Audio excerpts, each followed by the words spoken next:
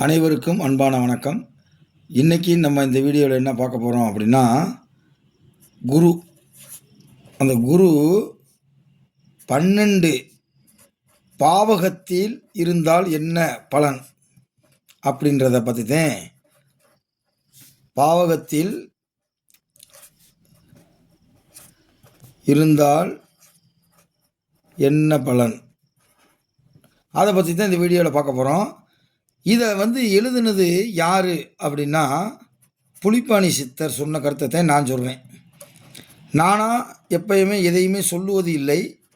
அது சொன்னாலும் பலனில் எந்த ஒரு மாற்றமும் வராது. புலிப்பாணி சித்தர் எனக்கு தெரிஞ்ச ஒரு 3 புத்தகங்கள் எழுதியிருக்காரு. புலிப்பாணி சித்தர் 300, அப்புறம் தாய் மகள் ஏசல்,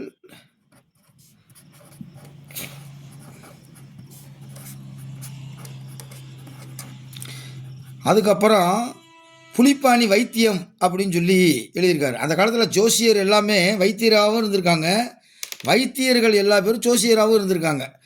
சோதிடமும் வைத்தியமும் ஒன்று தான். ஏன்னா கிரகம் தரக்கூடியது நோய். ஒவ்வொரு கிரகமும் ஒவ்வொரு நோய் தரும்.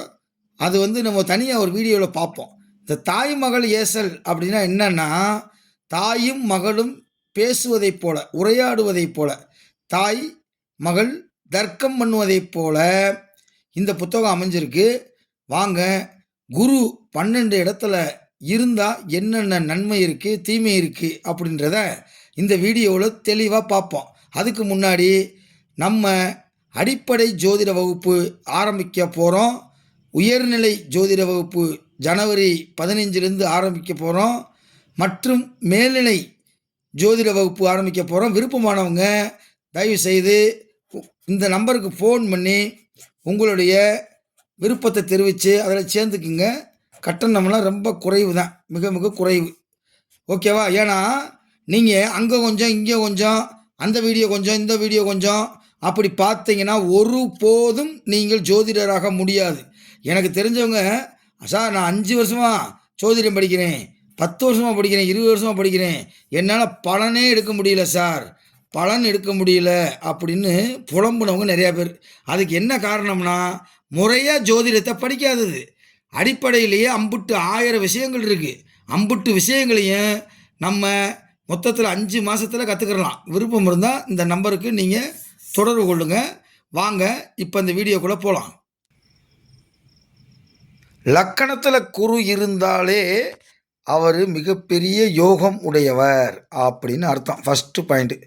அதுவும் தனுசு லக்கணமாக மீன லக்கணமாக கடக லக்கணமாக அங்கே குரு உட்காந்துட்டாருன்னா அதை விட ஒரு பெரிய யோகம் உலகத்திலே எதுவும் இல்லை.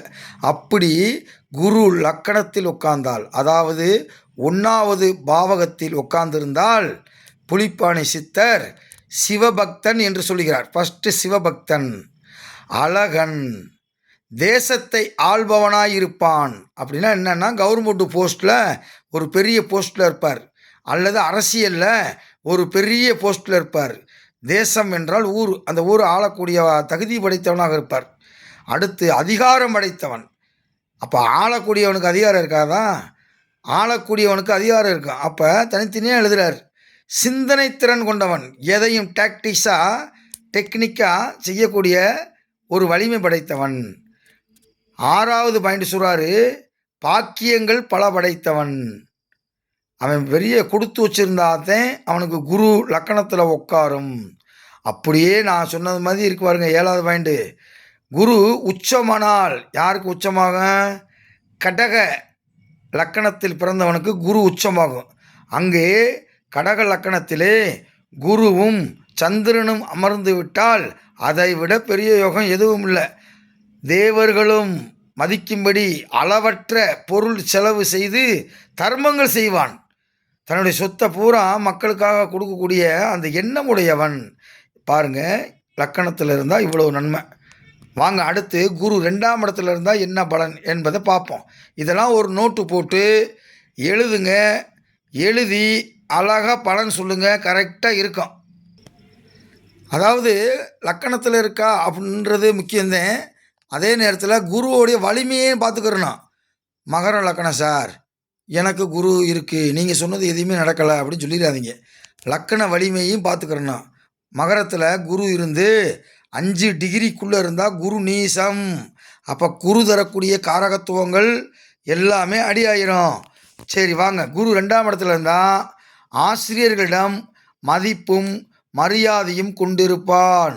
பேசும் திறமை கொண்டவன், கல்வியாளன், உலகில் புகழ் படைத்தவனாக திகழ்வான். சுகபோகங்களை அனுபவிப்பான். இளமையில் திருமணம் நடக்கும். இளமையில் திருமணம் நடக்கணும்னா குரு, சுக்கிரன், புதன் இந்த 3மே கேந்திரத்தில் இருக்கணும். அல்லது திரிகோணத்தில் இருந்தால் இளமையில் திருமணம் நடக்கும். அநேக நற்பெயர்களை பெற்றிருப்பான். அரசால் அனுகூலம் அடைவான். அரசு என்பது இந்த இடத்தில் அமைச்சர், மந்திரி அல்லது அரசு பணி அப்படி எடுத்துக்கிறணும். குரு 2ல் இருந்தால் ஓகேவா. பெரும்பாலும் 2ஆம் இடத்துல குரு இருந்தால் ஒரு பெண்ணுக்கு 2ஆம் இடத்துல குரு இருந்தால் கணவனுக்கு முன்பே இறப்பாள் அப்படின்னு ஒரு கருத்து இருக்குது. 2ஆம் இடத்துல குரு ஆட்சி உச்சம் பெற்றிருந்தால் பல கோடிகளை சம்பாதிக்கும் ஜாதகம் அப்படின்னு அர்த்தம்.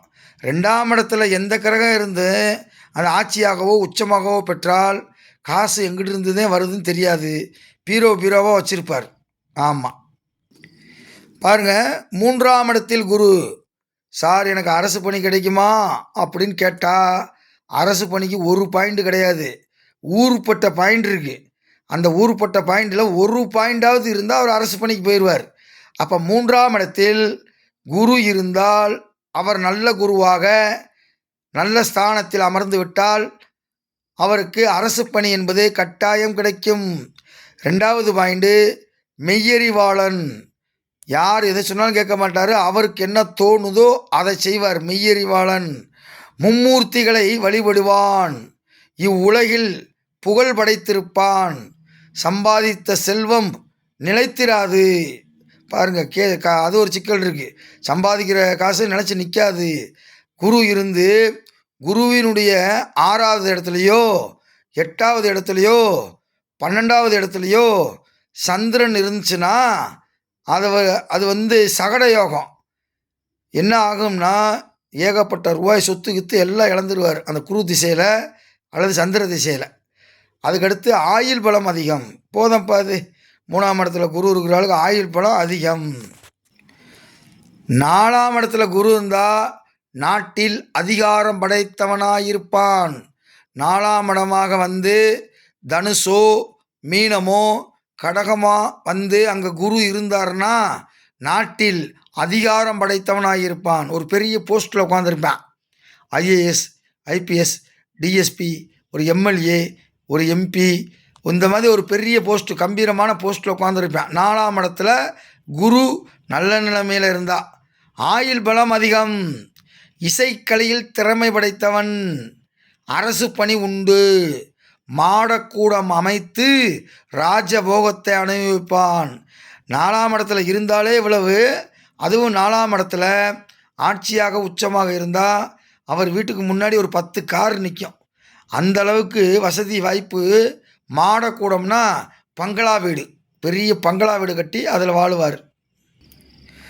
5ஆம் இடத்தில் குரு இருந்தால் அந்தஸ்து மிக்கவர்களிடம் பணியாற்றுவான். புகழ் படைத்தவன். தூய சிந்தனை உடையவன்.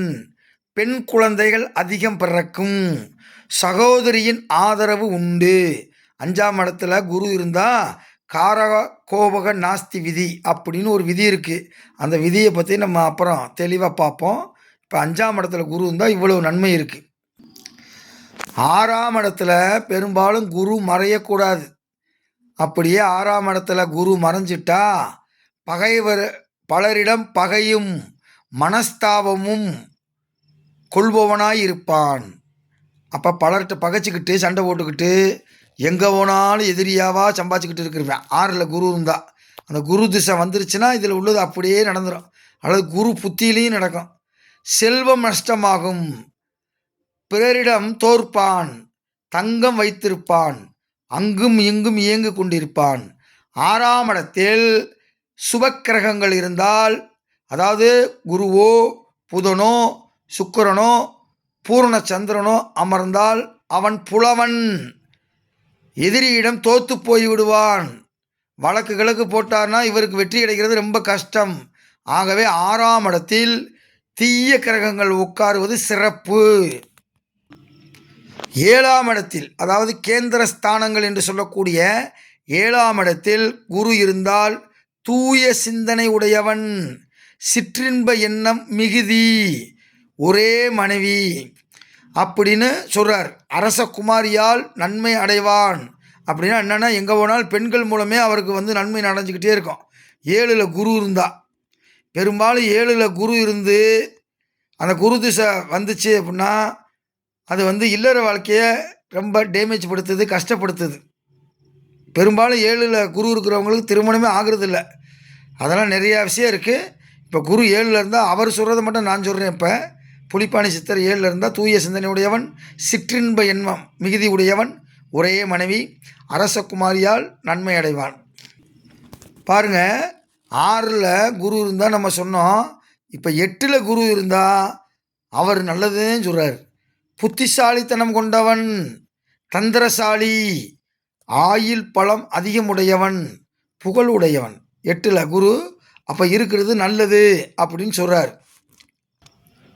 9ல் குரு, 9ல் குருவா வந்தால் ஒழுக்க விதிகளை கடைபிடிக்கக்கூடியவன், ராஜாதி ராஜனை போல் திகழ்வான், மெய்யறிவாளன், அரசர்களால் மேன்மை கிட்டும், உலகில் பெயர் புகழுடன் வாழ்வான். ஓடிப்போனவனுக்கு 9ல் குரு அப்படின்னு ஒரு சொலவாடை இருக்குது. அப்போ 9ல் குரு நல்ல நிலைமையில் ஆட்சியோ உச்சமோ பெற்று அமர்ந்து விட்டால் அந்த திசையில் அவன் தூர தேசத்துக்கு பயணமாவான். பொருளாதாரம் ஈட்டுவதற்கோ கல்வி படிப்பதற்கோ அவன் செல்லுவான். குரு 9ல் இருந்தால் மிகப்பெரிய ராஜயோகத்தை தரும் என்று புலிப்பாணி சித்தர் கூறுகிறார். 10ல் குரு இருந்தால் என்ன? மிக்க பலசாலி, மிக்க சாமர்த்தியசாலி, எதையுமே ஒரு டாக்டிக்ஸாக செஞ்சு அதில் வெற்றி அடைஞ்சிட்டு வரக்கூடிய ஆளாக இருப்பார். 10ல் குரு. பல வகை வாகனங்கள் வைத்திருப்பான், அரசு பணி செய்வான், பல தெய்வங்களின் திருவருளை பெற்றிருப்பான். 10ல் குரு இருந்தாலே பெரும்பாலும் சொல்லித்தரக்கூடிய ஆசிரியர் வேலைகள் செய்வாங்க. டீச்சிங் லைனில் இருப்பாங்க. ப்ரொஃபஸர், டீச்சர், ஆசிரியர் அல்லது வழக்கறிஞர் அல்லது நீதிபதி, இந்த மாதிரி படிப்பு சார்ந்த ஒரு விஷயத்தில் இருப்பாங்க 10ல் குரு இருந்தால். 11ல் குரு, நான் ஏற்கனவே சொல்லியிருக்கேன், 11ல் இருக்கக்கூடிய எந்த ஒரு கிரகமோ லாபத்தை கொட்டி கொட்டி கொடுக்கும் அப்படின்னு. அதே குரு 11ல் இருந்துச்சுன்னா அரசு பணி செய்வேன். அப்போ அரசு பணிக்கு நீங்கள் பல விதிகளை பார்க்குறீங்க. குரு 11ல் இருந்தாலும் அரசு பணி செய்வார். புரியுதா உங்களுக்கு? அநேக வாகனங்கள் வைத்திருப்பார். 2 பைக்கு, 3 காரு, அப்புறம் ஒரு புல்லட், ஒரு ஸ்கூட்ரு, இந்த மாதிரி நிறைய வாகனங்கள் வைத்திருப்பார். அல்லது வாகன தொழில் செய்வார். அரசர்களாலும் தான் கற்ற கல்வியினாலும் சாதகனுக்கு செல்வம் சேரும். 11ல் குரு இருந்தால் அவன் கற்ற கல்வி மூலமாக பல லட்சங்களையும் பல கோடிகளையும் சம்பாதிக்கும் ஆற்றல் உடையவன் என்று சொல்கிறார். 12ல் குரு மன மகிழ்ச்சிக்குரிய படுக்கை சுகம் பெறக்கூடியவனாயிருப்பான். நினைத்ததை நினைத்தபடி நிறைவேற்ற முடியாதவன். பாருங்க, உச்சனை உச்சன் பார்த்தால் பிச்சைக்கு போனாலும் பிச்சை இல்லை அப்படின்னு சொன்னேன். நீச்சனை நீச்சன் பார்த்தால் நினைப்பதை முடிக்க வல்லான் அப்படின்னு சொன்னேன். 12ல் குரு இருந்தால் நினைத்ததை நினைத்தபடி நிறைவேற்ற முடியாதவன். எத்தனையோ ஒரு 10 வருஷம் 15 வருஷமாக கனவு கண்டுக்கிட்டே இருப்பாங்க, அந்த வேலை சக்ஸஸே ஆகாது. அதுக்கு என்ன காரணம்? குரு 12ல் இருந்தால் துன்பத்தை தான் தருவார், இன்பத்தை தரமாட்டார் அப்படின்னு சொல்கிறாரு புலிப்பாணி சித்தர். நம்ம ஜோதிடத்துக்கு ஜனவரி 2026 முதல் அடிப்படை ஜோதிட வகுப்பு மற்றும் முதுகலை ஜோதிட வகுப்பு மற்றும் உயர்நிலை ஜோதிட வகுப்பு என 3 பிரிவுகளாக பிரித்து நடத்துகிறோம். ஜோதிடத்தை முறையாக படியுங்கள்.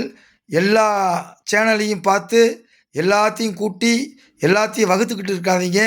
எது உண்மையானது, எதை ஆதாரத்துடன் யார் சொல்லுகிறார், யார் நம்பிக்கைக்குரியவர், யார் உங்கள் குருநாதர் என்பதை நீங்கள் தெளிவாக தெரிந்து கொண்டு அதிலே பயணம் செய்தால் ஜோதிடம் என்பது உங்களுக்கு வசியமாகும், சிவபெருமானினுடைய அருள் உங்களுக்கு கிடைக்கும் என்று சொல்லி குருவின் 12 பாவகத்தில் நின்ற பலனை இப்போது நான் வழங்கியிருக்கின்றேன். மீண்டும் அடுத்த வீடியோவில் உங்களை சந்திக்கும் வரை உங்களிடமிருந்து விடைபெறுவது உங்கள் ஜோதிடர் முனைவர் சிவனடியார். வணக்கம்.